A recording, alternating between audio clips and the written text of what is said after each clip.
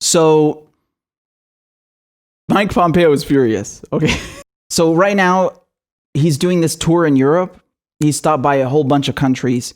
And when he was in Vienna, meeting with the foreign minister, with the chancellor, and then also with some people at the IAEA, Vienna is where they essentially made the Iran nuclear deal in 2015, right?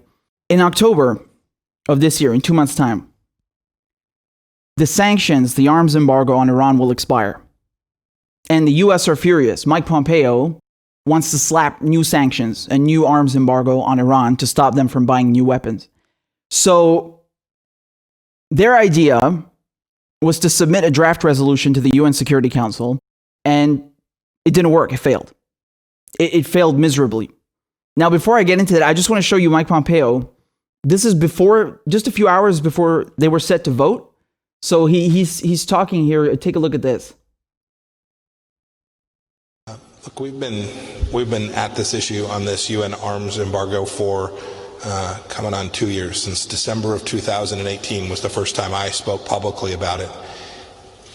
It makes no sense to permit the world's largest state sponsor of terrorism to purchase and sell weapon systems. It doesn't make sense for the European people either, in our view. We think anybody that's within missile range will be at greater risk because of the air defense systems, for example, that the Iranians will be able to purchase if this arms embargo expires on October 18th. And so we're urging the whole world to join us, to just make the simple statement, this isn't about the JCPOA. This is about whether the world is going to permit Iran to buy and sell weapon systems. Again, it's that clear.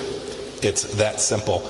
We think the time is not right. We don't think Iran has given any indication that it is in a place remotely where the world should allow Iran and China to sell them high-end weapon systems. He's afraid that Russia is going to sell them these new MiGs.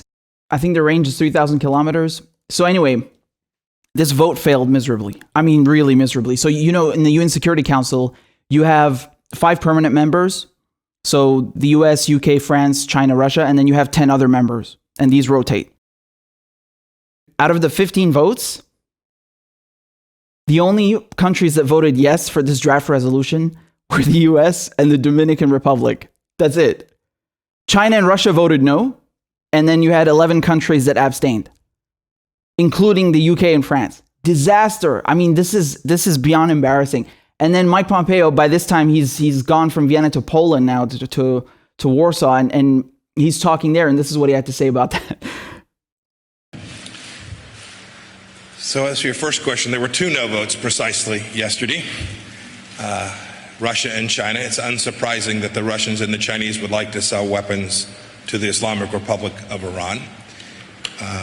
It is unfortunate that the French and the United Kingdom members of the P5 didn't support what the Gulf states have demanded, what the Israelis have demanded for their own security, the people who know best the risks in the region. So I regret that deeply. I regret, too, that the whole world didn't join against the world's largest state sponsor terrorists to ensure that they can't have weapon systems to present. Dude, he's so hilarious. Like, I regret, too, that the whole world didn't join. It's absolutely ridiculous. And this is what the president of Iran had to say, Rouhani. So take a look at his statement. برای اولین باره که آمریکایی‌ها در شورای امنیت سازمان ملل قطعنامه‌ای رو پیشنهاد میدن و فقط یک کشور کوچولوی جزیره‌ای به او رأی میده. ببین کار آمریکا به کجا رسیده؟ به چه روزگار خفتی اینها رسیدن؟ Yep, that's pretty accurate. That's pretty accurate. So, afterwards, Mike Pompeo, he starts going and posting the same kind of stuff on Twitter. And it got so ridiculous at one point. So, first of all, he's saying here that, the UN Security Council failed today to hold Iran accountable, and it enabled the world's top state sponsor of terrorism. He loves using this phrase, which we'll get to in a second, to buy and sell deadly weapons, and ignored the demands of countries in the Middle East. America will continue to correct this mistake. And then he posts something even more ridiculous. Look what he says here. He says, if at any time the United States believes Iran has failed to meet its commitments, no other state can block our ability to snap back those multilateral sanctions. I responded to him, this entire sentence is meaningless. Of course, other states can block the US. They're multilateral sanctions, not unilateral. So what Mike Pompeo is saying here is that, it doesn't matter that this draft resolution didn't pass. We'll just go and activate this clause in the JCPOA, in the Iran nuclear deal, called the snapback sanctions. That's what they refer to it as. It's a penalty that's meant to punish Iran in case they violate the nuclear deal. The problem is the United States withdrew from the nuclear deal, so they have zero say and zero right to invoke it. They're not a part of this agreement. They have nothing to do with it. They withdrew, not Iran. Yet they want to use an agreement that they are no longer a part of to punish Iran with. I mean, this is foolishly, embarrassingly desperate. It really is. And also, as I pointed out, the sentence itself makes no sense. Multilateral means that it's not an independent endeavor. It means that other states are involved. By definition, that's the meaning of the word. This is really embarrassing. And pretty much everybody seems to be in agreement that the US simply can't use the JCPOA, the Iran nuclear deal, to trigger these snapback sanctions.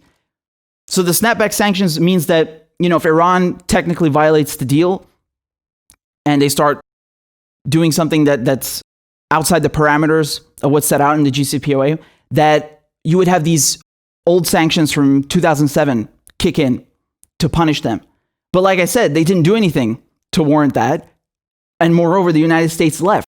And everybody's in agreement that the US can't activate these sanctions. So EU Foreign Policy Chief Joseph Borrell said that given that the US unilaterally withdrew from the JCPOA in May 2018 and has not participated in any JCPOA structures or activities subsequently, the US cannot be considered as a JCPOA participant.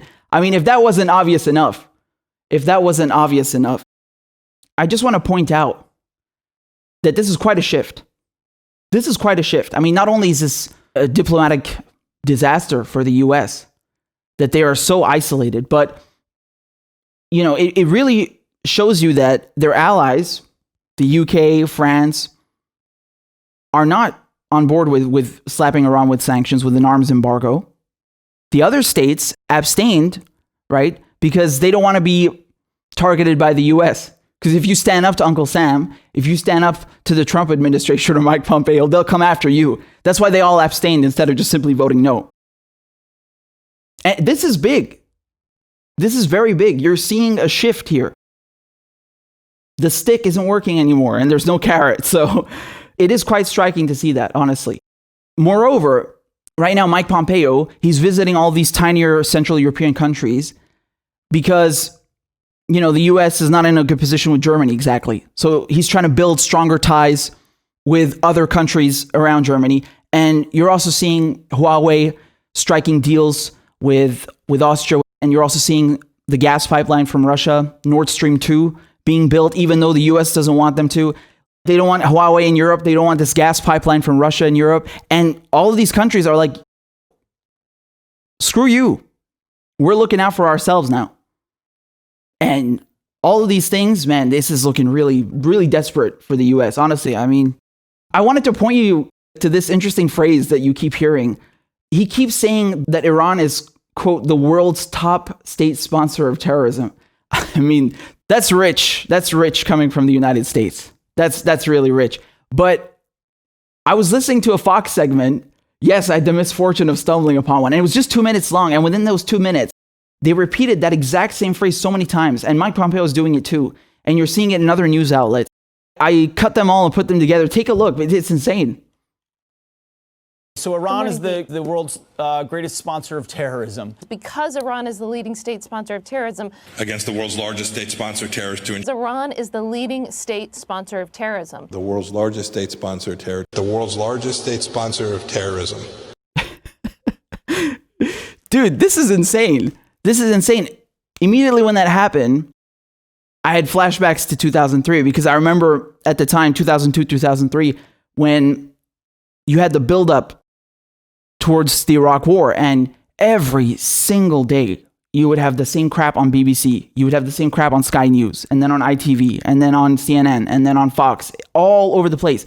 Iraq has weapons of mass destruction. Iraq has weapons of mass destruction. Weapons of mass destruction. Iraq has weapons of mass destruction. They just wouldn't stop. It was on purpose. And even back then, like I was very aware of what they're doing. They're just trying to brainwash people. And they do it with every single thing. Yellow cake, yellow cake, yellow cake. And then they do it with the 45 minutes. That was, especially in the UK, Tony Blair loved that one. Complete bogus allegation that allegedly Saddam Hussein could mount an attack in 45 minutes against the UK. Like he had such sophisticated weapons that he could mount an attack within 45 minutes. It was all over. It was on the front page, everything. 45 minutes, 45. So when I saw this, I was like, man, that's no accident. That's no accident. This Iran is the world's leading state sponsor of terrorism. That's the new version of Iraq as weapons of mass destruction. It's the same garbage. It's the same garbage. It's just to brainwash people. And if they're repeated enough, people really will believe it. That's how propaganda works. These people are not stupid. They use these exact phrases and repeat them on purpose. I'm telling you, I saw that 4 times within 2 minutes. And that's just one segment. And then Mike Pompeo is going around the world doing the same speech over and over, over and over. This is ridiculous. And the big takeaway from this is look how desperate and isolated the United States are. I mean, this is really a new precedent for them to be so diplomatically isolated. And what an embarrassing result, moreover, at the UN Security Council. This is quite a remarkable shift. And I think it really portrays how desperate and bloodthirsty Mike Pompeo and the United States are to engage in altercations and provoke Iran. Because look, man, the JCPOA was working perfectly. Iran was abiding by it. They continued to abide by it even after the US pulled out. It's only after they assassinated General Qasem Soleimani back in January that Iran were like, okay, you know what? We stayed in the deal. We abided by the rules, even though the US pulled out. But now you went too far. And then they started enriching uranium to a higher degree than what is usually for civilian use. So that's on purpose because it's used as a bargaining chip, right? So in general, the JCPOA was working fine. And the US screwed it up. Trump ripped up the agreement, pulled out. And then they're just trying to find ways to provoke Iran. I mean, it's ridiculous. So, and of course, you know, they don't want Iran defending themselves. You have to keep in mind that in October, since these old sanctions expire, and there won't be any new ones from the international community, there are US sanctions, their own version, but not international ones. Since there won't be a new arms embargo, Iran is free to buy new MiG fighter jets from Russia. They can buy missile systems from China, surface-to-air missiles from Russia. They can do anything they want. And that scares the US because they don't want Iran having an upgraded weapon system and being able to defend themselves more adequately. Of course not. Of course not. Their whole game, their whole plan in the region has been to crush and go after the military capability and the economies of all of the countries and parties that they are opposed to. So with Syria, for example, you see the Caesar Act sanctions. I mean, you had sanctions before that already, and there are more coming. So they're really going hard after the economy and trying to make sure that Syria can't get any weapon systems from Iran or even Russia. Israel been helping them also with airstrikes to take out any advanced weaponry that they've been receiving from Iran and Russia. And now they're trying to do the same thing with Iran. You're seeing the same thing, right? So you already had these sanctions. They tried to steal the oil from these private tankers a few days ago, claiming that they belong to the Iranian state and government when they don't. And also now they're trying to impose a new arms embargo, but it's just not going to work. It is an interesting shift. It really is. I will say that. And watching Mike Pompeo lose it is, I'm not going to lie, it's quite funny, man. It is.